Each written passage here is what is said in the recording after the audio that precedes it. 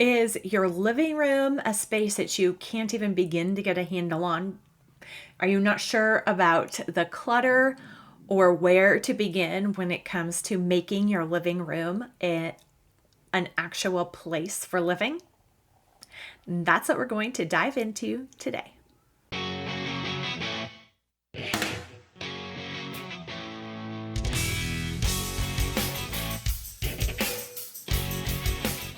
Hi, I'm Mystie Winckler, homemaker, homeschool mom, and author of the book Simplified Organization, Learn to Love What Must Be Done. And one thing that must be done is staying on top of tidying up the living room. Because the more people we have in our home and the more hours they spend in our home, the more tidying up is going to have to happen. So, grab a basket of laundry to fold or pop into your living room and start tidying while we dig in. So today we're going to start taking some small steps that make a significant difference in cleaning your living room. And as we do so, we need to keep in mind that the living room is for living. So messes are going to happen. It's a part of the game. We address the messes and we come through and tidy things up every day. But the goal in tidying things up and cleaning is not that things then stay put and that we don't have to do it again. A successful cleaning routine is one that you redo, that you repeat over and over again. A successful cleaning plan is not one that makes itself unnecessary to ever do again. So, these small baby steps will help build momentum in your rhythms of keeping up with your living room space. So once we've adjusted our mindset and thought through our particular situation's current needs, we're ready to tackle some baby step chores that will have an outsized effect in our living room space. Begin by tidying up all the outerwear that's out of place.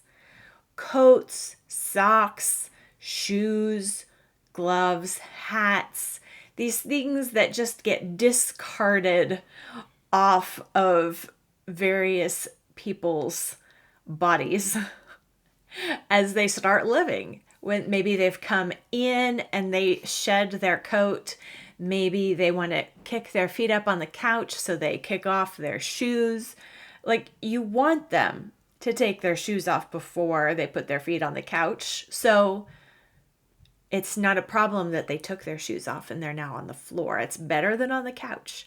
We just need to go through periodically and pick things up and put them away. It's all okay.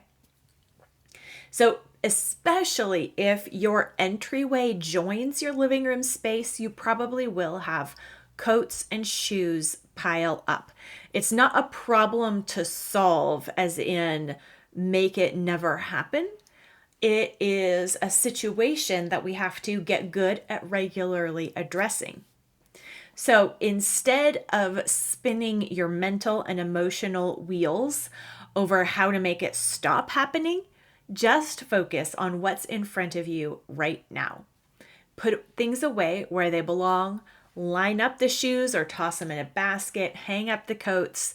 Toss kids' socks in the hamper without turning it into drama. So don't spend your time thinking up or dreaming up strategies that will prevent your kids from draping their coats on the chair or dumping their backpacks on the couch. Instead, just spend 5 minutes putting things away that are out. Okay, the second step is to clear all the surfaces that are meant to be seating.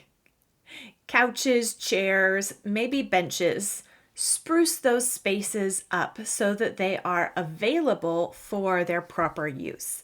Pretty much any horizontal space at some point is going to become a dumping ground for people's stuff, maybe book piles, maybe homework supplies, backpacks, the things that are coming in and out, packages that arrived in the mail, all kinds of things. A horizontal surface is going to be a place where they collect. And again, the problem isn't so much making it never happen, but just having regular times where we take care of it. We process the things and we make all the seating spaces available for seating again.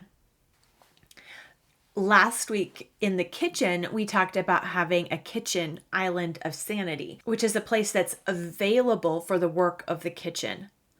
So it might be a peninsula, an actual island, some piece of the kitchen counter space that we start our cleaning actions always in the same space. So even if we don't have that much time, we can still get that space clear, and it stays clearer and cleaner and readily available for the work of the kitchen when we give just a few minutes here and there, multiple times a day often, to keeping that space clear and ready for action. The living room version of this is keeping the seating places available as seating. When people do use it as seating, it will get disorderly. Things will get ruffled and the pillows will be out of whack, and they will leave their stuff on the couch after they get back up. So we just look around and we start by clearing the seating spaces. Clutter will collect. We don't have to fight it. Instead, we just take care of it regularly. In fact, just dealing with the stuff is a huge part of home management, a part of homemaking. It's okay. It's our job and we can do it. We don't really want to work ourselves out of a job. We just need to do our job. Now, one legitimate way to cut down on the clutter that accumulates is to give a designated home to small items that are frequently needed and frequently misplaced or hidden by all the stuff that piles up. So this might be as simple as getting a magazine holder to drop in mail when it comes in the door, or a basket or hook for keys to go right away. Things that we need to find, but that are easy to misplace and become lost and difficult to find, or possibly even forgotten. We need to give those places visible, intentional homes that are super, super easy for everyone to use. If it takes multiple steps, if you have to take a lid off of something and put it in and then put the lid back, you're asking too much. Just make it an open basket. Even hooking keys on a hook is more effort than dropping them in an open basket. Or right now, we're using a short, wide glass vase. It's by the front door.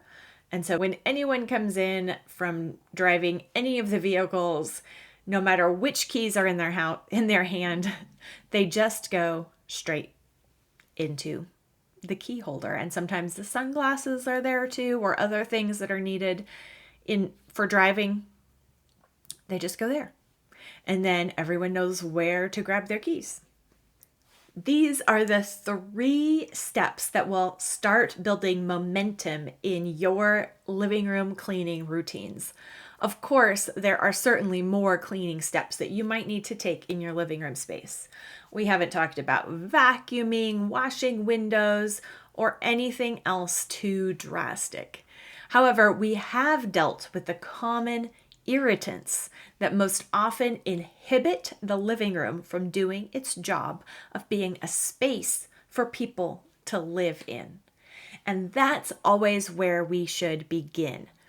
Then, even if that's as far as we get, it's okay, because the space is functional and the living, not the arrangement or the decor, is the point of the living room and of our home management.